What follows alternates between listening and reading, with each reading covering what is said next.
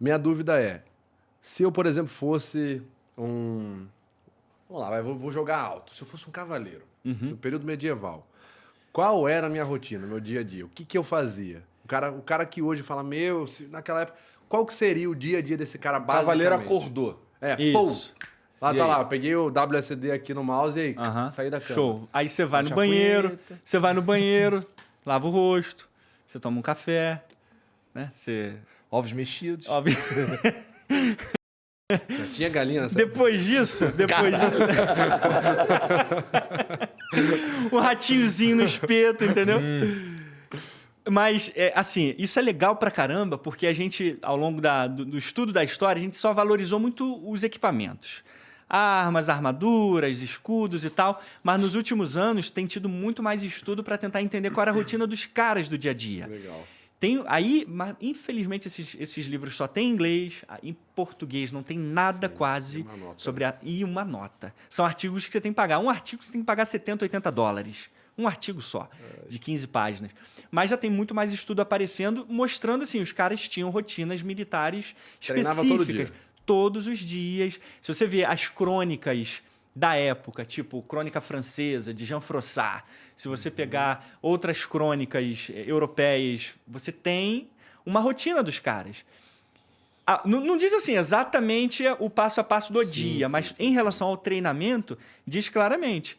Eles treinavam tantas vezes por dia. No caso da Crônica de Froissart, eu não lembro a referência que ele faz, mas era um treinamento regular, treinamento de corrida, wrestling.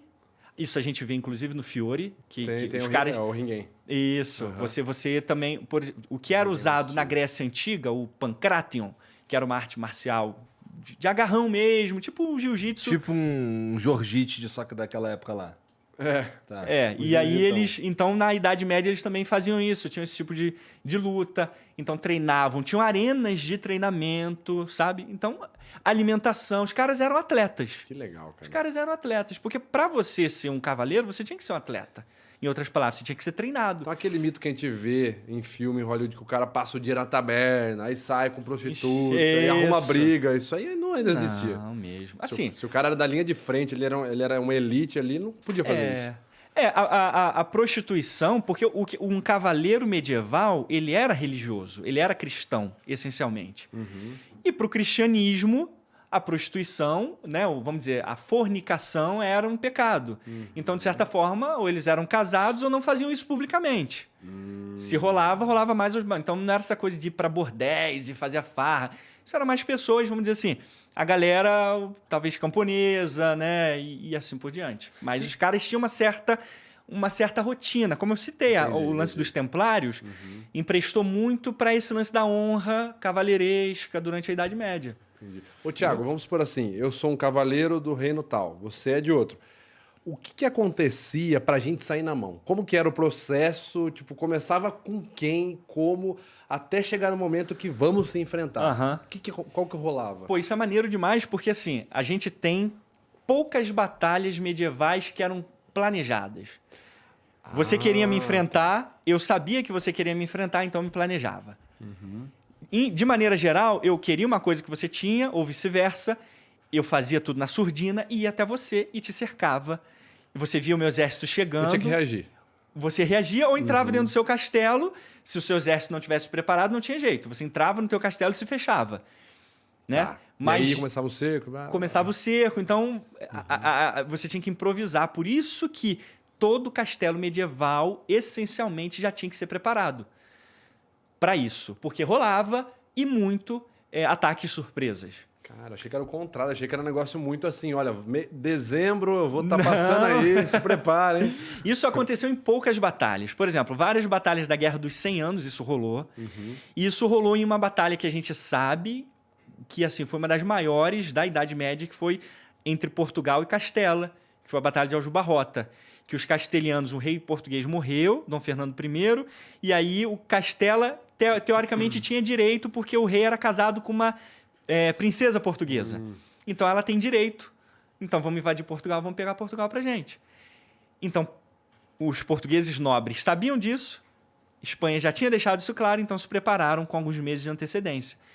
E aí escolheram terreno, Organizaram exércitos, batalhas, tudo bonitinho. E assim, geralmente era carnificina para todo lado, né?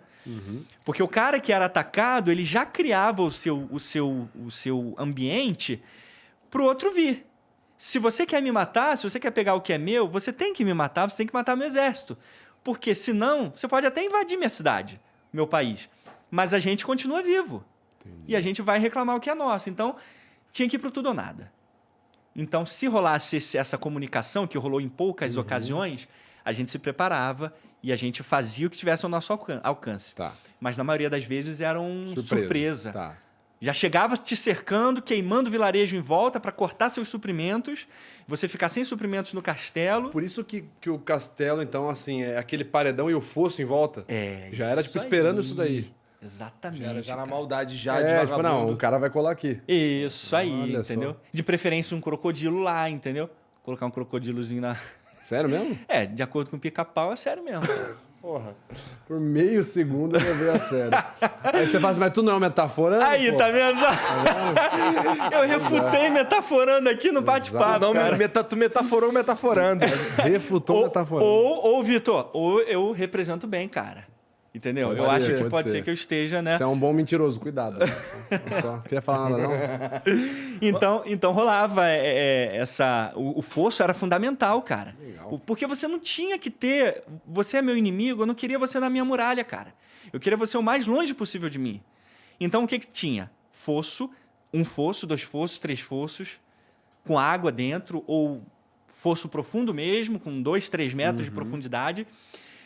Ou então, na minha muralha, eu fazia uma outra tática, que era tipo um alambor, que era uma construçãozinha que você tinha muralha e você tinha uma elevação, tipo uma inclinação assim de pedra, argamassa e tal, que não deixava torres de cerco chegar até a muralha. Elas paravam no início ali daquela...